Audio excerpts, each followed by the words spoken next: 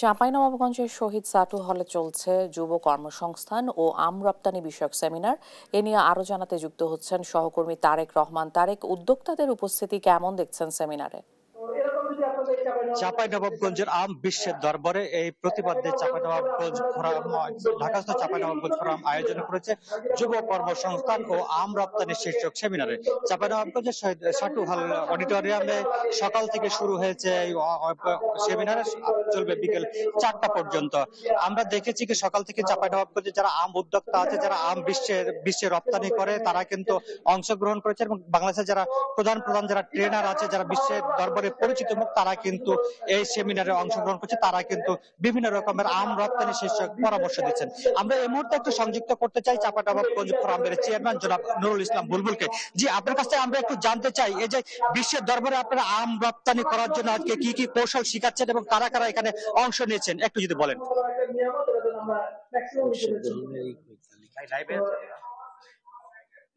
আপনারা দেখছেন যে আমরা চাঁপাইনবাবগঞ্জ ফোরামের উদ্যোগে আমরা একটা জাতীয় মানের একটা প্রোগ্রামের আয়োজন করেছি, সেমিনার আয়োজন করেছি, যুব কর্মসংস্থান ও আম রপ্তানি শীর্ষক সেমিনার।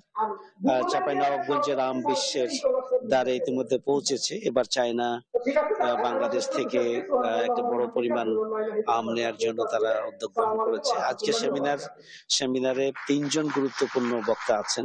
আমরা একজন আলোচক ইতিমধ্যে এপ কমার্স, অর্থাৎ সোশ্যাল মিডিয়ায় ফেসবুকের মাধ্যমে কিভাবে আম কেনা এবং বিক্রি করার ক্ষেত্রে ভূমিকা পালন করবে সেই বিষয়ে তিনি বক্তব্য রাখছেন। ইতিমধ্যে বক্তব্য শেষ করলেন এবং আরো 2জন খুবই গুরুত্বপূর্ণ আলোচক আছেন, যারা মূলত প্রথমত একজন যেটি করবেন যে আম রপ্তানি করার ক্ষেত্রে আমাদের সুবিধাগুলো কি, অসুবিধাগুলো কি, কিভাবে এগুলো আমরা করতে পারি সেই বিষয়েও তারা বক্তব্য রাখবেন।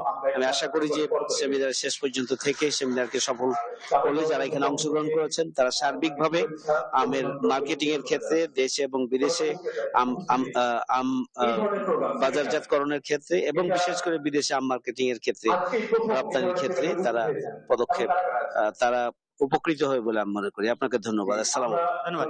জি, শিখা, আপনি শুনছিলেন চাঁপাইনবাবগঞ্জ ফোরামের চেয়ারম্যান নুরুল ইসলাম বুলবুল আমাদেরকে যে বিষয়টি জানাচ্ছিলেন, চাঁপাইনবাবগঞ্জের প্রায় 80% মানুষ কিন্তু আমের সঙ্গে জড়িত।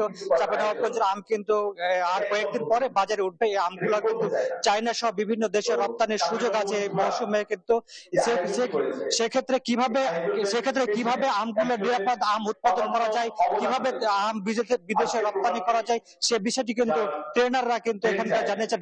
আমরা উদ্যোক্তাদের সঙ্গে কথা বলেছিলাম, যারা আজকে কিন্তু এখানে অংশগ্রহণ করছে, তাদের সঙ্গে আমাদের কথা হচ্ছিল। তারা বলছেন কি এখানকার যারা মেন্টর আছে, যারা কিন্তু তাদেরকে ট্রেনিং দিচ্ছে, তারা যদি তাদের এখান থেকে তারা কিন্তু শিক্ষা নিয়ে তারা কিন্তু তাদের এই যে যারা যুবক আছে, যারা যুব আছে, তারা বিভিন্ন কর্মসংস্থানে তারা কাজে লাগাতে পারবে এবং তাদের কর্মস্থানের সৃষ্টি হবে বলে তারা আমাদেরকে জানিয়েছেন। আপনি যদি একটু বলতে চাই, প্রায় 450 মতো চাঁপাইনবাবগঞ্জের উদ্যোক্তা, আম উদ্যোক্তা সব বিভিন্ন যারা উদ্যোক্তা আছেন, এখানে দেখেছি আমরা নারী আছে, পুরুষ আছে, বিশেষ করে নারীরাও কিন্তু আজকের ক্ষেত্রে অংশগ্রহণ করছে। তারাও চাঁপাইনবাবগঞ্জের নিজস্ব উৎপাদিত পণ্য তারা কিন্তু বাংলাদেশের বিভিন্ন বাজারে তারা বিক্রি করে থাকেন এবং বিদেশে কিভাবে চাঁপাইনবাবগঞ্জের পণ্য রপ্তানি করা হয় সে বিষয়টি তারা কিন্তু আজকে এখান থেকে জানার চেষ্টা করছেন। এবং আপনাদেরকে বলে রাখি কি চাঁপাইনবাবগঞ্জের বেশ কিছু নারী উদ্যোক্তা রয়েছে, তারা কিন্তু চাঁপাইনবাবগঞ্জের নকশি কাঁথা শুরু করে আমের বিভিন্ন পণ্য তারা কিন্তু তৈরি করে থাকে এবং এই পণ্যগুলো তারা কিন্তু বিভিন্ন বিশ্বের দরবারে কিভাবে পৌঁছে দেওয়া যায় সে বিষয়টি তারা কিন্তু জানার চেষ্টা করছেন। জি ইসিকা, এ ছিল আমার কাছে চাঁপাইনবাবগঞ্জের। তারেক, অনেক ধন্যবাদ আপনাকে।